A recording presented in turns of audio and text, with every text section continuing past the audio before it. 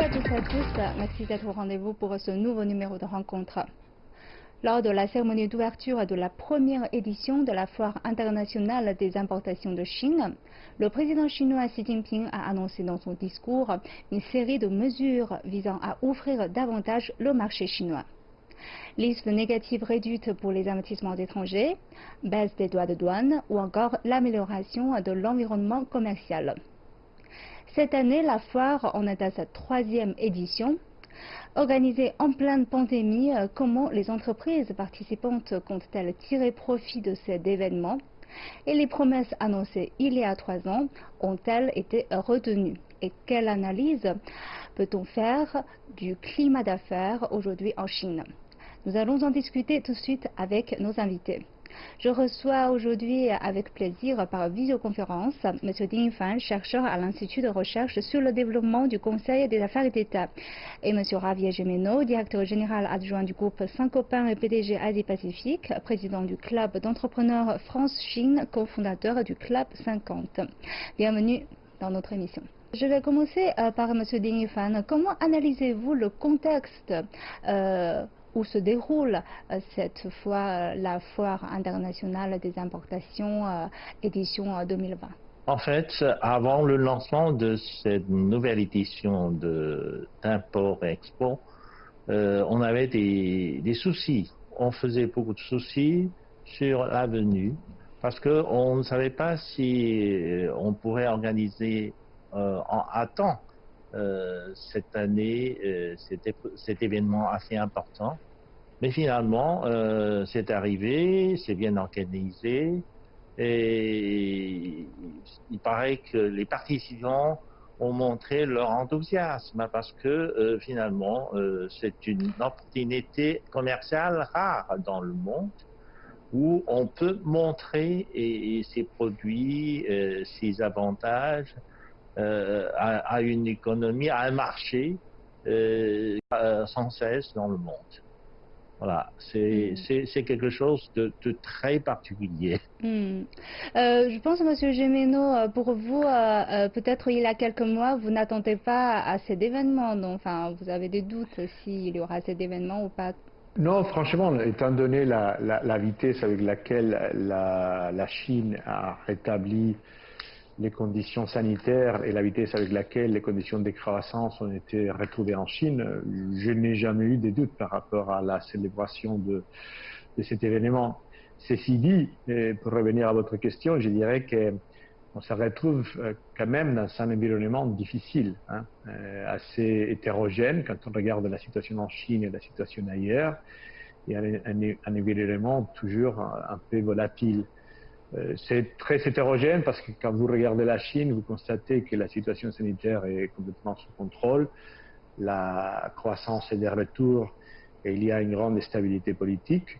En revanche, dans beaucoup de pays du monde, on voit que sur le front sanitaire, les situations ne sont pas encore tout à fait maîtrisées. On voit qu'il y a encore des problèmes politiques importants dans plusieurs pays. On voit par exemple ce qui se passe maintenant aux États-Unis. Et on constate aussi que sur le plan économique, la récession dans certains pays va être bien plus importante qu'on l'avait pensé, et en tout cas beaucoup plus importante qu'elle ne l'a été en Chine.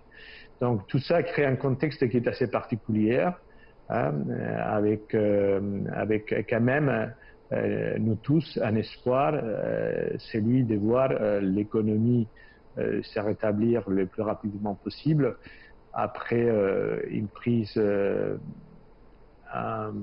contrôle de la situation sanitaire. Malheureusement, ça pourrait prendre encore quelques mois, mais si la foire, si cette exposition sert à donner un signal d'espoir et d'optimisme au reste du monde, ça sera extrêmement bénéfique pour nous tous. En fait, je voudrais bien continuer avec vous parce que vous revenez de la foire où vous étiez là le matin. Pouvez-vous nous raconter un peu qu'est-ce qui s'est passé, comment les choses se sont déroulées? On voudrait bien quelques informations bien fraîches. Bon, tout d'abord, je dirais que j'étais extrêmement content de l'organisation. C'est vraiment remarquable la façon où les choses sont organisées avec quel niveau d'efficacité, en alliant d'un côté la nécessité d'être agile, d'être efficace, tout en étant extrêmement strict en ce qui concerne les contrôles des visiteurs pour éviter qu'il y ait quand même des problèmes sur le front sanitaire. Ça, c'est la première chose que je voudrais dire. La deuxième, c'est que l'expo devient de plus en plus large. Il y a de plus en plus d'exposants et elle devient une plateforme d'observation très, très riche de la réalité chinoise et de la réalité mondiale. Si vous voulez avoir maintenant une vision précise des derniers développements, des dernières innovations, des dernières propositions faites par les uns et par les autres en Chine et ailleurs, sur le plan industriel, sur le plan des services, sur le plan digital, c'est à l'expo qu'il faut rendre visite. Alors je vais revenir sur M. Ding parce qu'on sait que chaque année, le discours lors de la cérémonie d'ouverture du président chinois Xi Jinping attire beaucoup d'attention parce que c'est un discours qui, dans lequel on trouve la vision de la Chine sur l'économie, le développement économique en Chine et dans le monde. Et cette année, comment analysez-vous le discours de cette année? Surtout, ce discours est prononcé très peu après un premier dévoilement du plan quinquennal, le nouveau plan quinquennal. Et quelle est votre analyse? Alors, en fait, il y a plusieurs nouveautés, mais il y a aussi une constance, une continuation dans le discours du président chinois. La continuité, c'est l'ouverture de l'économie chinoise. Une fois de plus, le président chinois a insisté sur l'ouverture de l'économie chinoise. Parce que depuis quelques mois, depuis que la Chine a été préparée à lancer son 14e plan quinquennal, eh bien, il y a des bruits qui courent, qui disent que finalement, est-ce qu'avec une récession globale, la Chine ne serait pas tentée par un repli sur elle-même? Par son intervention, le président chinois a montré une fois de plus que la Chine est déterminée à ouvrir son économie à tout le monde. C'est une affirmation et une nouvelle encourageante dans un contexte international difficile de récession globale. Donc, tout le monde attend à l'ouverture des grands marchés. Donc, c'est pour ça que l'affirmation du président chinois, dans ce sens, est encourageante. En plus, il a exprimé une espèce de volonté de voir un peu plus de coopération dans le monde, dans le sens de l'ouverture. Il appelle à tout le monde de rester ouvert sur le monde, de rester à l'attention d'autres partenaires. Et je pense que c'est ce sens de l'ouverture de l'économie chinoise, ce sens de coopération, une bonne volonté de coopération donne une espèce d'élan à l'économie mondiale, à un moment de récession globale, à un moment où le monde a besoin de ce genre d'encouragement. Quel est votre point de vue d'un point de vue entrepreneurial, M. Gémeneau? Je trouve que le discours du président est un discours de confiance dans l'avenir, malgré les circonstances actuelles. Et c'est un discours qui expresse aussi une fermeté dans la ligne stratégique que la Chine a choisie pour elle depuis quelques années. La Chine, on le sait tous, est dans un processus de transformation très profond de son modèle économique. Et en même temps dans un processus d'ouverture vers le monde. Elle s'ouvre au monde, elle veut participer à la croissance mondiale, pas uniquement sur une basse exportation, mais en investissant dans les différents pays du monde. Et en même temps, la Chine ouvre son marché au reste des pays. Et que la Chine fasse cela à un moment où, comme je l'ai dit tout à l'heure, il y a beaucoup d'incertitudes, que ce soit sur le plan de la santé, sur le plan politique ou sur le plan économique. Cela a pour moi et pour les entrepreneurs une grande valeur. Vous savez que l'incertitude, c'est l'élément le moins recommandé si vous traitez avec des entrepreneurs. Les entrepreneurs ont besoin de certaines certitudes, de savoir qu'en effet, ils vont risquer leur argent et leur énergie dans un contexte stable où l'approche stratégique est clairement définie. Moi, je trouve que le discours de M. Xi Jinping a rassuré beaucoup d'entre nous et nous ont plus que jamais convaincus que la Chine va jouer son rôle de leader, et la Chine va continuer son processus de transformation, va continuer aussi son processus d'ouverture, et tout cela est une bonne nouvelle pour les entrepreneurs, pour les sociétés étrangères en Chine, mais c'est aussi une excellente nouvelle pour la Chine et pour le monde. Alors, on se souvient, quand on parle de discours d'ouverture, on se souvient lors des éditions précédentes, Monsieur Ding Yifan, il y avait des mesures d'ouverture qui ont été annoncées, par exemple, liste négative réduite ou baisse de douane ou encore d'autres choses. Est-ce que les promesses ont été tenues jusqu'ici? Comment ces mesures ont été exécutées pendant ces dernières années? Oui, surtout pendant les 2 dernières années, la Chine a pris de nouvelles mesures d'ouverture à l'écart de l'investissement étranger direct en Chine. Cette année aussi, si vous regardez la courbe de l'investissement étranger direct en Chine, elle est toujours en hausse, en augmentation.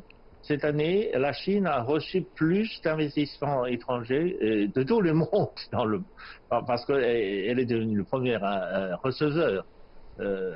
Premier pays récipient d'investissement étranger dans le monde, et non seulement cela, même son marché financier, parce que la Chine a décidé d'ouvrir progressivement son marché financier aux investisseurs du monde. Donc, dans ce domaine-là aussi, il y a plus de flux de capitaux qui entrent au marché des capitaux en Chine. Quoique dans ce domaine-là, la Chine a pris des précautions pour ouvrir petit à petit son marché financier et pas comme ça tout à coup libéraliser sans barrière, sans contrôle, au risque de provoquer des cercles un peu vicieux. C'est ce que beaucoup de pays ont connu dans le passé. Voilà. Finalement, les cercles vicieux, c'est vicieux pour tout le monde. C'est ça, parce que beaucoup de pays ont décidé d'ouvrir comme ça, tout à coup, libéraliser le marché financier, ce qui provoque un cercle de boom, de crash, c'est-à-dire une grande envolée de la bourse, du marché de capitaux, puis finalement les capitaux, lorsque les capitaux étrangers partent, ça provoque une chute spectaculaire du marché intérieur. Et là, la Chine veut éviter ce genre de défaut ou ce genre de défaite. Monsieur Gémeneau, d'un point de vue d'entrepreneur, quelles sont les mesures d'ouverture qui ont été annoncées les précédentes qui vous semblent le plus important et comment vous trouvez la mise en place de ces mesures? Bon, vous les avez cités, donc je pense qu'en effet la réduction des listes négatives a été assez significative et c'est quand même l'élément majeur d'ouverture du marché chinois aux investisseurs étrangers. Après, certains de mes collègues pourraient dire que les rythmes d'ouverture pourraient être un peu plus vifs, mais à mes yeux, ce qui compte, c'est que la tendance et la direction stratégique est maintenue année après année sans modification, quels que soient les contextes. Et c'est cette fermeté dans la démarche, cette cohérence dans la démarche que je pense qu'il faut saluer. Après, vous pouvez critiquer à un moment donné s'il faut aller un peu plus vite, un peu plus doucement, mais quand on regarde ces processus d'ouverture d'un point de vue historique et pas uniquement dans les courts termes, ce que je valorise le plus, c'est en effet la détermination de mettre en place une stratégie et de les faire au fur et à mesure avec un rythme assez soutenu, quels que soient les contextes mondiaux. Et on a connu un contexte mondial extrêmement difficile ces dernières années, d'abord à cause de la guerre commerciale entre la Chine et les États-Unis, après à cause de la crise sanitaire du Covid-19, maintenant à cause de la crise politique dans certains pays et la crise économique. Et bon, malgré ces contextes très volatiles, la Chine a toujours tenu son stratégie. La Chine a toujours été cohérente avec ses choix. Je pense que c'est ça qu'il faut valoriser les plus. Bon, plus les processus d'ouverture sera rapide, mieux il sera perçu par les entreprises. Mais encore une fois, quand on regarde les choses d'un point de vue historique, avancer les mesures de 6 mois ou 9 mois n'a aucune importance. Alors, je voudrais demander à M. Dima justement sur cette, comme M. Jemino a mentionné, le rythme et ce qu'on entend souvent maintenant, le terme de réciprocité. Donc, quel est votre avis là-dessus? Comment trouvez-vous le rythme et l'envergure de l'ouverture de la Chine maintenant? Oui, il y a le problème de réciprocité est souvent évoqué par des Européens, des Américains dans leurs négociations avec la Chine pour faire promouvoir un peu le développement du commerce international dans l'avenir. Surtout comme la Chine est en train de négocier un accord d'investissement global avec l'Union européenne, le problème de réciprocité est souvent posé par les Européens. Je pense que sur ce problème-là, on peut faire avancer les choses, mais les fonctionnaires chinois du ministère du Commerce international ont encore des soucis parce que ils pensent encore que la Chine, faisant partie des pays en développement, doit faire un peu plus attention dans ce domaine-là. Alors que pour la plupart des pays européens, la Chine, à son niveau de développement, est déjà un pays développé. Donc, il n'y a pas d'avantage, ou la Chine ne doit pas chercher à bénéficier encore des conditions de traitement favorables qu'on réserve encore aux pays en développement. Donc, je pense que de ce point de vue, les fonctionnaires chinois, même pour nous, nous les chercheurs, les fonctionnaires chinois, auraient dû être un peu plus audacieux. Parce que finalement, vu l'entrée de la Chine à l'OMC, son développement économique, finalement, il y avait beaucoup de soucis aussi avant l'entrée de la Chine à l'OMC et depuis l'entrée de la Chine à l'OMC, finalement, ça a forcé les entreprises chinoises à devenir plus compétitives. Donc, c'est probablement une bonne chose d'élever un peu la barre, c'est-à-dire de faire en sorte que les entreprises chinoises obéissent à des règles un peu plus strictes qui étaient originairement réservées aux pays développés. Alors justement sur ce point-là, on parle beaucoup de climat d'affaires en Chine aussi. C'est quelque chose qui a mentionné plusieurs fois et il y a quelques semaines, la Commission nationale pour le développement et la réforme a publié son rapport Doing Business in China 2020. Alors comment trouvez-vous, quelle analyse faites-vous aujourd'hui sur le climat d'affaires en Chine, Monsieur Jemino, en tant qu'entreprise? Écoutez, au moment actuel, franchement, le climat des affaires, il est très positif. Nous avons traversé une crise qui a été relativement courte. Je me souviens du mois de février et mars qui ont été particulièrement durs. À partir du mois d'avril, la plupart des secteurs, la plupart des entreprises ont commencé à retrouver des niveaux d'activité comparables à ceux de l'année passée. Et cette croissance s'est accélérée pendant l'été, période pendant laquelle une bonne partie des entreprises, en tout cas la mienne, a retrouvé un niveau de croissance très très élevé. Aujourd'hui, on est en train de croître à des taux quand même assez spectaculaires, plus de 20%. La question est soutenable. Et je pense que d'un côté, en effet, la demande interne, la demande du marché domestique devrait rester assez solide. Et de ce point de vue, je pense que l'avenir se présente de façon très favorable. Mais il faut tenir en compte aussi de quelle manière la crise économique qui sans doute va frapper les États-Unis et surtout l'Europe et certains pays de l'ASEAN pourrait avoir un effet indirect sur la Chine. C'est pourquoi le président Xi Jinping disait, voilà, maintenant, il faut peut-être se focaliser plus sur le marché intérieur, dans la mesure où dans les marchés à l'exportation, on va retrouver certaines difficultés. Donc aujourd'hui, je suis assez confiant sur le marché chinois, beaucoup moins sur le marché en dehors de la Chine.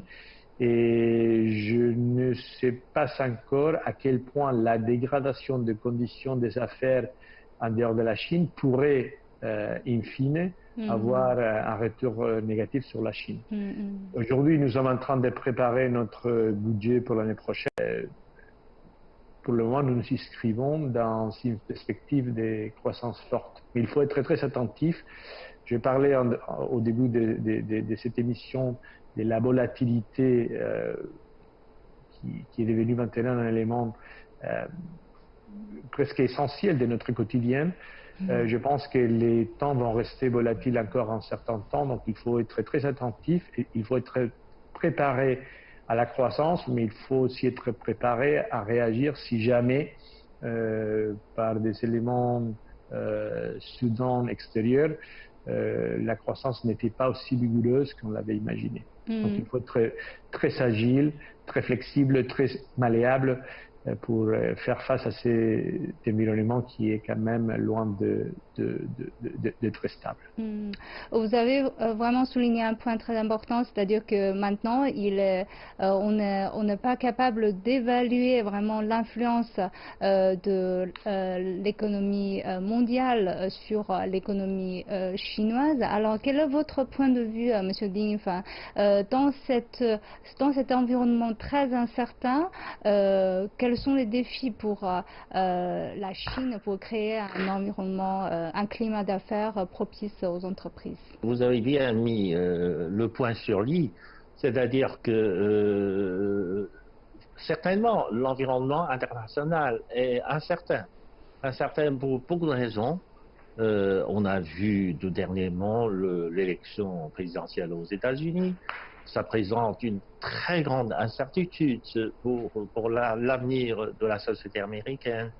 Et la plus grande économie du monde est dans un tel état, on ne sait pas ce qui va se passer. En plus, au milieu de cette épidémie du Covid, les banques centrales des plus grandes économies du monde ont utilisé des moyens, c'est-à-dire des politiques monétaires, vraiment extraordinaires, exceptionnelles, qu'on n'a jamais vu dans l'histoire économique du monde. Et quels seront les effets de ces politiques extravagantes, j'allais dire, extravagantes de toutes les banques centrales? On n'en sait rien, on ne sait pas. Donc, dans une telle situation, dans un tel environnement d'incertitude, la Chine a tout de même décidé d'ouvrir davantage son économie et son marché. C'est tout de même une très grande certitude à tout le monde, surtout aux entreprises étrangères, aux investisseurs qui veulent encore investir en Chine. C'est vraiment un signal d'encouragement. Monsieur Gémeneau, quels sont les points, selon vous, qui peuvent encore être améliorés dans le futur pour la foire, et quels sont les points qui vous satisfont particulièrement? Écoutez, je pense qu'il y a un point à améliorer, mais c'est pas la faute des organisateurs, c'est l'effet que la pandémie du Covid nous a mis dans un état où les restrictions sont nécessaires, et ça limite un peu l'arrivée de visiteurs, ça limite aussi les échanges entre les visiteurs qui sont venus en Chine. Donc cette amélioration, elle est nécessaire, mais elle se fait là de façon tout à fait naturelle parce que probablement l'année prochaine, les conditions sanitaires seront rétablies. Après, ce qui me frappe très positivement de cette expo, c'est l'énorme diversité, l'énorme richesse. On constate des tendances des fonds très positives qui reflètent aussi l'évolution du monde et l'évolution de l'économie chinoise.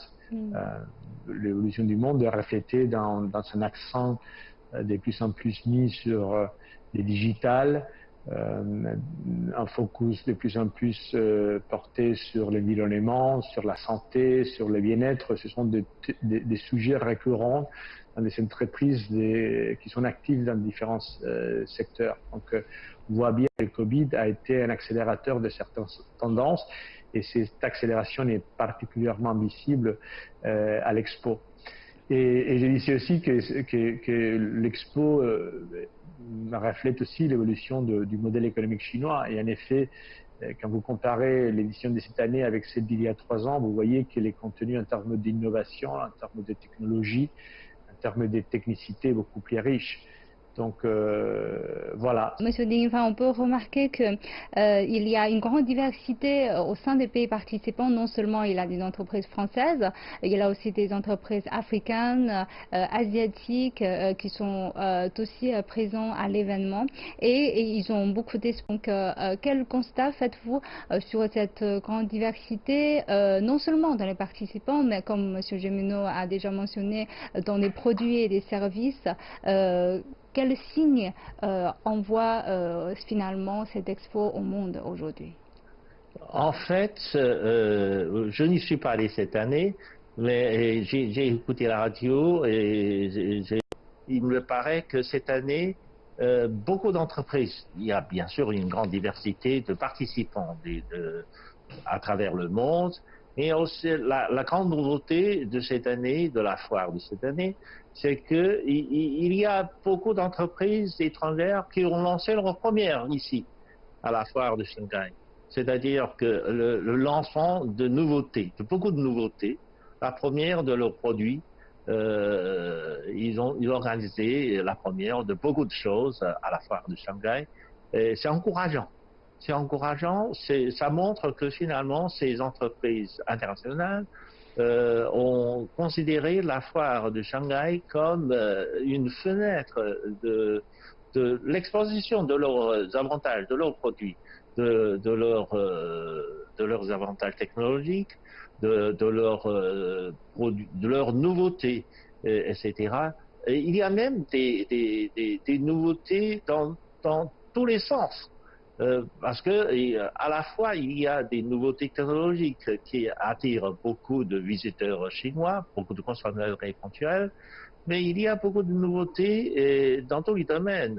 Des nouveautés alimentaires, par exemple. Oui, des nouveautés alimentaires et des exposants étrangers ont fait un effort inlassable pour plaire aux consommateurs chinois. Par exemple, il y a un exposant japonais qui a fait des inventions pour fournir plus de meilleure qualité de sauce de soja aux consommateurs chinois. Et pour cela, il a travaillé avec des cuisiniers chinois pour essayer de trouver et de produire soja avec un goût qui plairait aux consommateurs chinois. Donc, ce sont des choses qui se passent et qui montrent que vraiment les entreprises internationales ont mis un accent particulier sur le développement de leurs activités sur ce marché. Alors, je vous remercie tous les deux d'avoir partagé vos analyses aujourd'hui avec nos téléspectateurs et je vous remercie d'avoir suivi notre discussion. À la prochaine.